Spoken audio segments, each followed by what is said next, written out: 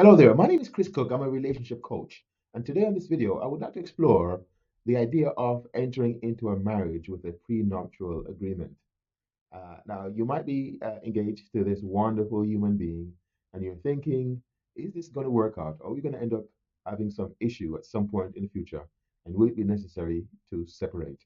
And when we do, what will that look like? Will my assets be protected? There's so many questions and so many concerns. And so people experiencing that quandary, that difficulty of thought, will be inclined to enter into a prenuptial arrangement. Nuptial refers to the marriage or the wedding, and obviously pre is before and post is after. One of the issues I've discovered with the pre and post nuptial arrangements, mainly with the prenuptial, and the negative feeling is that we're going into this relationship on the basis of mistrust. We don't clearly we don't trust each other, and there's an issue with our relationship, and so we want to make sure that our assets are protected before we embark in this relationship. A registered marriage is a legal entity. And so you're in this relationship, which is a relationship based on love and respect and all those wonderful attributes, but it also is a legal entity. Now, from my standpoint, I do recognize the importance of making your showing all your cards, as it were, to borrow a phrase from card games, and to let the other person, your spouse or your spouse to be, understand that these are certain terms under which I would like to enter into this marriage. Usually, a prenuptial agreement has to do with assets and finance and money. And since money and finance is one of the biggest reasons why people end up getting divorced, it isn't a bad idea. From my perspective, and I'm not a lawyer, I'm not a family divorce lawyer, and so I'm not going to be speaking from that perspective. I'm a relationship coach. And from my perspective, I would like to suggest that if the trust and the understanding can be optimum, then, or if the prenuptial agreement is used in a positive way and not in a negative way, it can be very, very productive. And it can produce wonderful results. Both can enter into the marriage fully respecting, fully understanding, and fully appreciating the perspective and the viewpoint of the other person, especially when it comes to finance, when it comes to what the plans are for the future. And it will be a very harmonious and sweet and wonderful thing.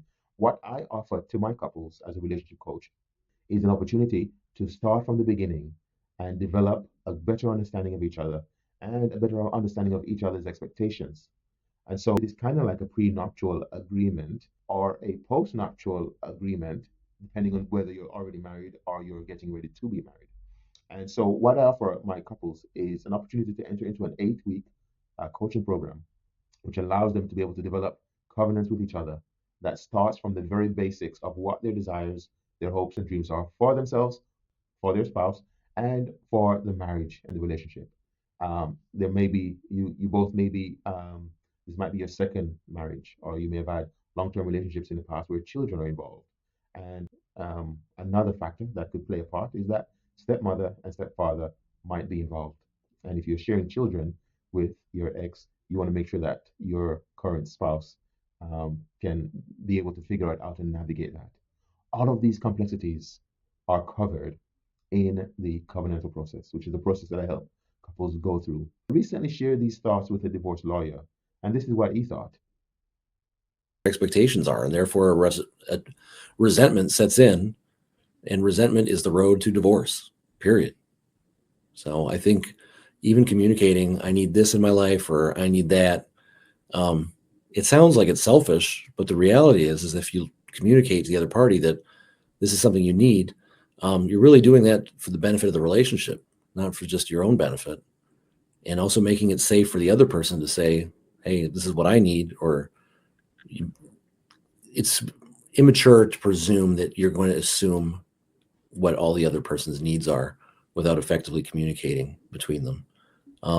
But like, that's the position people get into. And I think it's fantastic what you're doing. I think more relationships would be, most people like, are these divorces even necessary? Like sometimes, yes, people outgrow each other, but I'm at the end of the giant snowball of resentment that came down the mountain over years and years.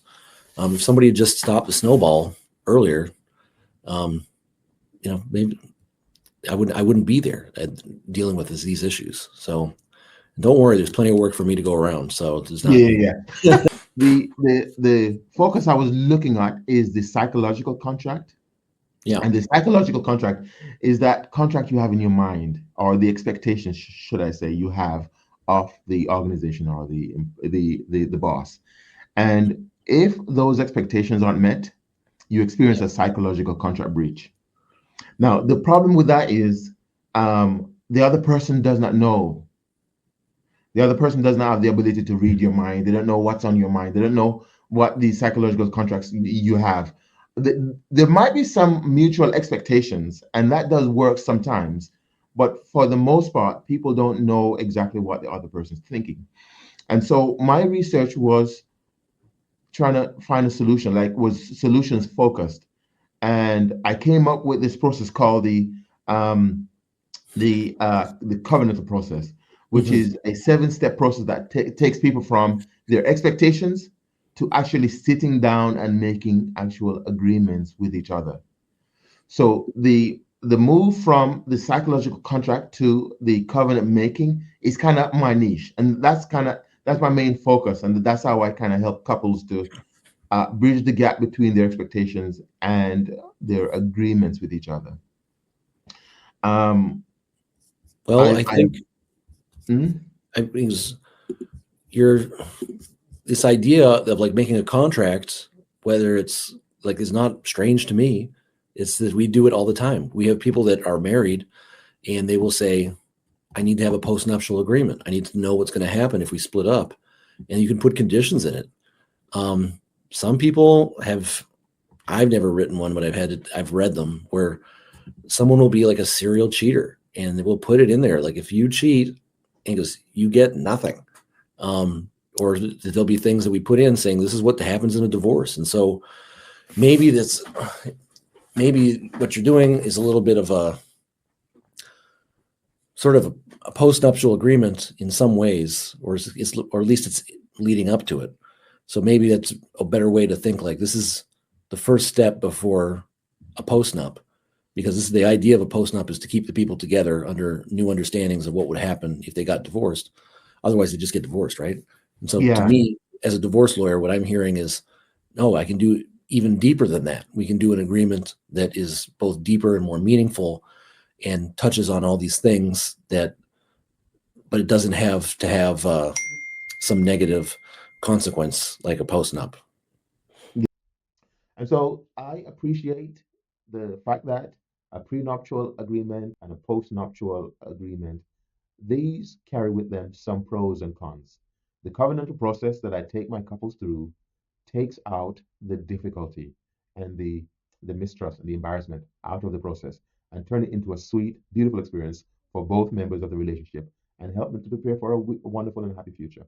If you have any questions about what we do, what we offer our couples, please go ahead and contact me. My contact details are below. Have a wonderful day.